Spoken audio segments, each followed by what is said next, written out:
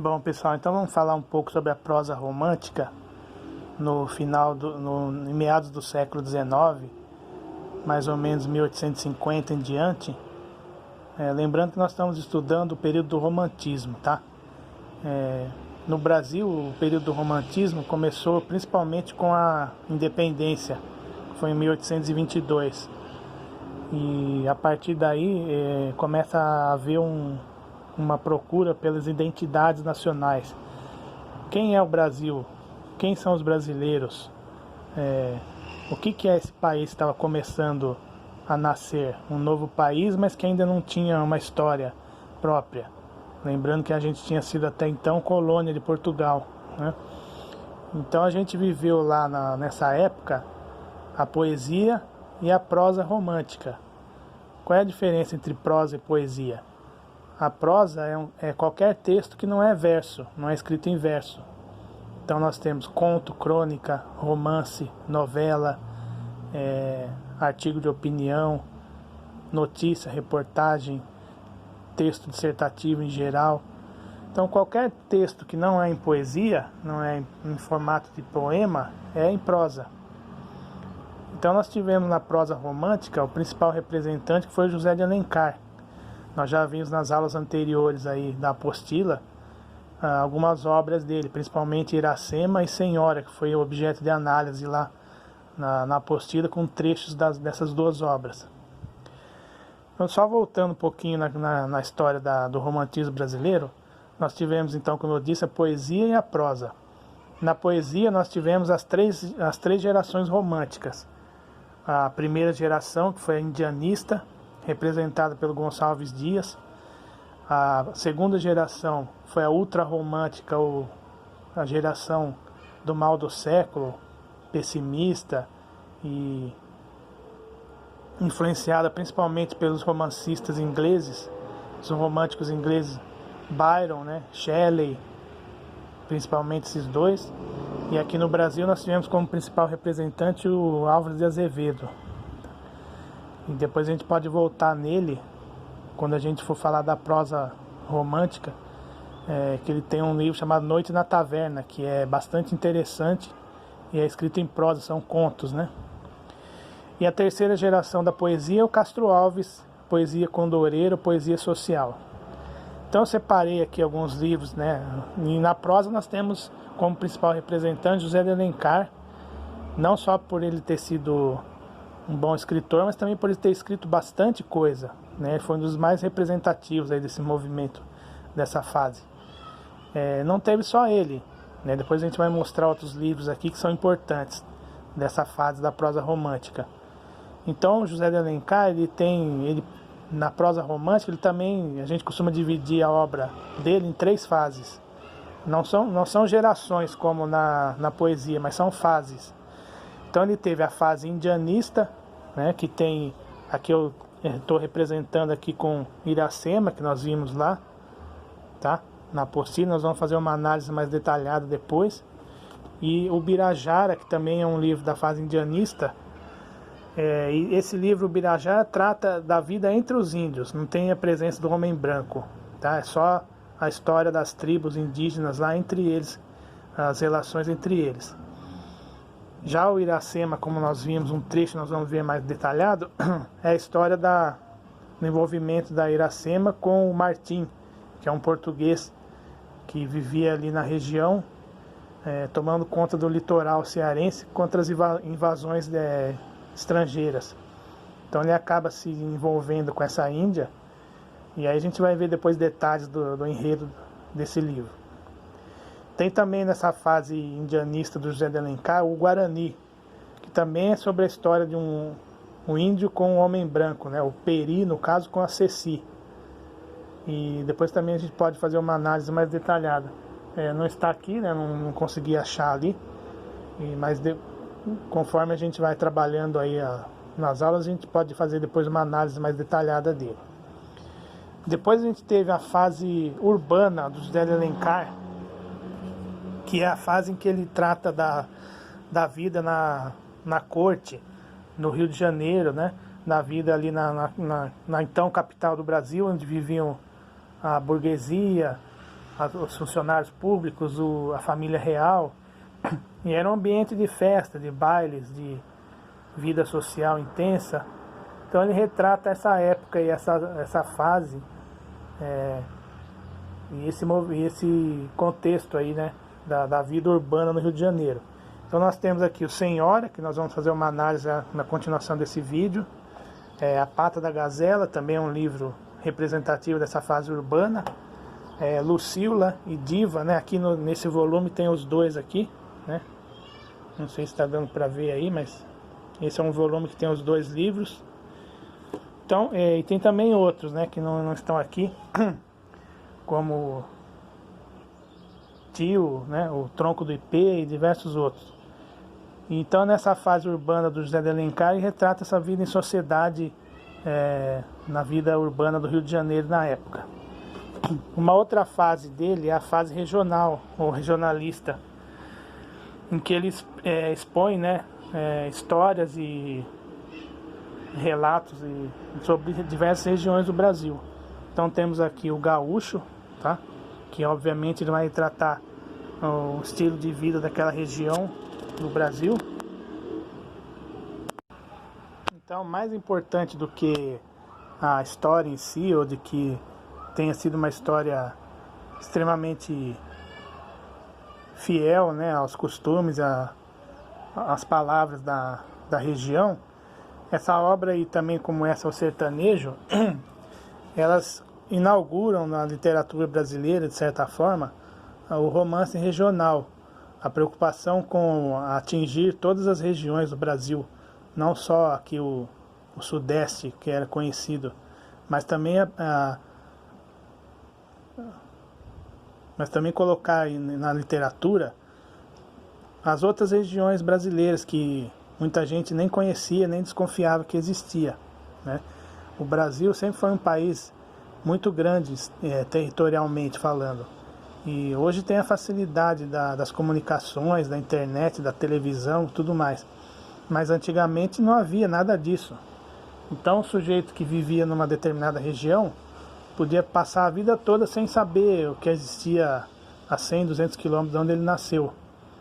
Então os romancistas dessa época, os autores, começaram a ter essa preocupação de expor para os brasileiros, né, as outras regiões do Brasil, os outros costumes, outras falas, outras linguagens, né? Então, sobre José de Alencar, é isso que a gente tinha para dizer. Agora, outros romances importantes dessa prosa romântica aí, né?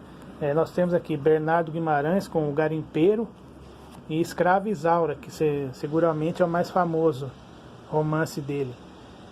Foi até novela, tá? Perante ao José de Alencar, eles são autor secundário, mas se você tiver um tempo, uma disponibilidade, é interessante conhecer e ler, tá? Outro romance importante dessa época é A Moreninha, né? Joaquim Manuel de Macedo. Conta a história de um grupo de jovens que vai até uma praia e ali um deles acaba, né, se apaixonando por uma moça ali da região, e sendo que eles tinham feito uma aposta, tá? Antes que ninguém iria se apaixonar nessa viagem. É um livro bastante singelo, assim, até uma história simples, né, juvenil, mas que é representativo aí do movimento romântico, da prosa romântica. Tem outro livro que não está aqui, né, que eu não consegui achar ali na estante, mas é bastante importante dessa fase, que é o Memórias de um Sargento de Milícias.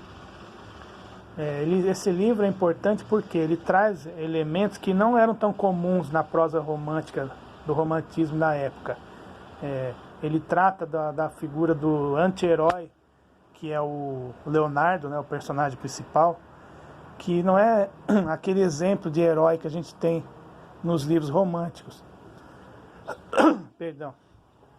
Ele é um sujeito malandro, indolente, e a gente tem no romantismo o contrário disso, né? O herói é sempre aquele cara perfeito, que tem as qualidades que a gente quer copiar, né? E no caso do Memórias de um Sargento de Milícias, do Manuel Antônio de Almeida, esse personagem não é nada disso, ele é um chamado anti-herói, né? E foi um dos pioneiros na nossa literatura de retratar esse tipo de personagem. E também de focar na chamada classe média, a classe média baixa, e nos suburbanos que havia nas cidades brasileiras. No caso, a história se passa no Rio de Janeiro.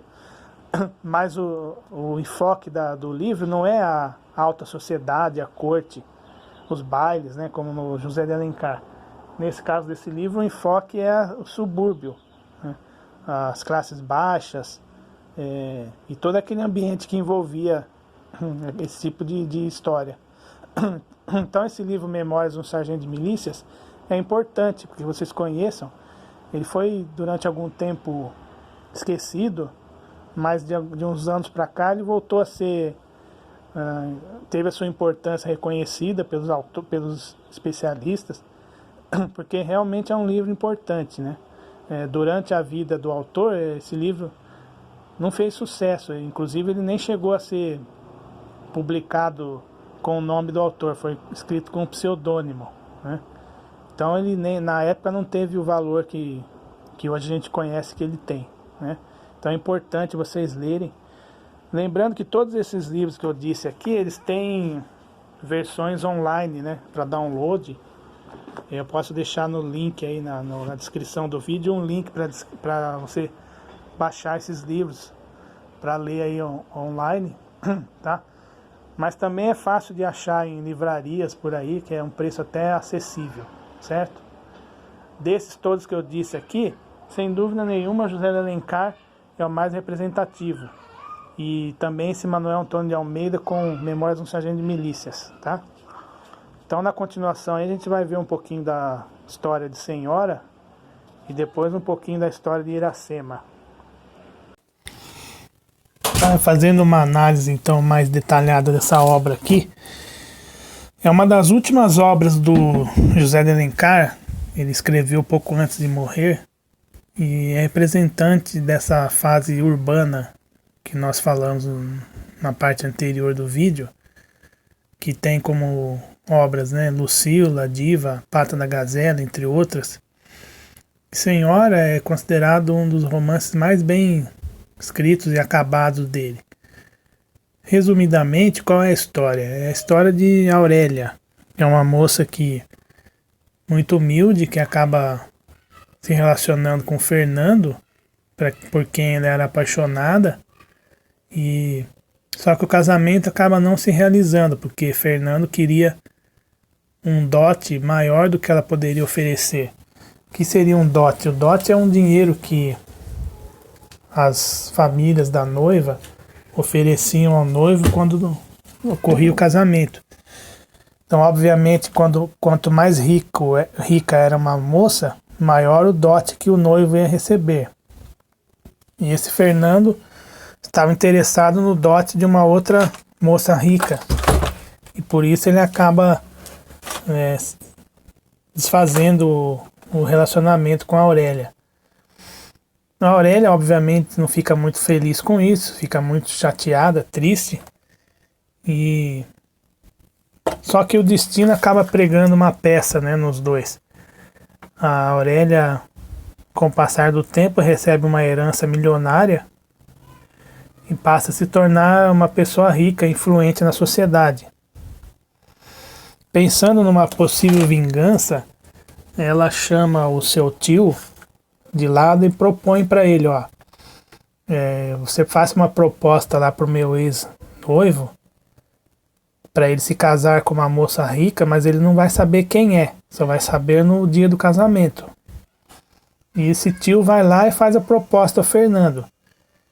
E o Fernando, obviamente, como um ser ganancioso, ele aceita. E no entanto, né, no dia do casamento, ele sabe quem era a moça, que no fundo é a Aurélia, que ele já havia abandonado um tempo atrás. E aí os dois, por meio do casamento, acabam se relacionando e voltando àquela paixão antiga que eles tinham, um pelo outro. E a Aurélia deixa bem claro que está comprando, né, o relacionamento dele. E ele faz de tudo para conseguir devolver esse dinheiro que ela deu para ele. E aí no final do romance, os dois acabam se entendendo, ele devolvendo o dinheiro para ela, e eles acabam, a conclusão do romance é que o amor acaba se sobrepondo, né, ao dinheiro e a posição social das pessoas. Então assim, ele acaba devolvendo o dinheiro para ela, e ela revela para ele que tinha lá um testamento em que ela deixava tudo para ele. Então os dois acabam se entendendo e não tem mais nenhuma dívida um com o outro.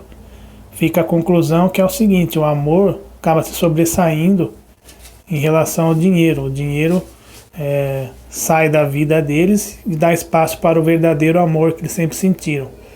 Então esse livro faz uma reflexão sobre essa questão da hipocrisia, do relacionamento com base no dinheiro, das relações sociais entre as pessoas, como que o dinheiro pode interferir numa relação, num casamento.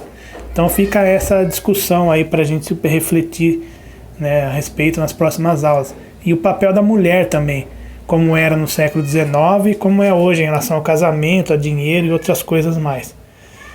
Próximo livro nós vamos falar sobre Iracema, então. Até a próxima.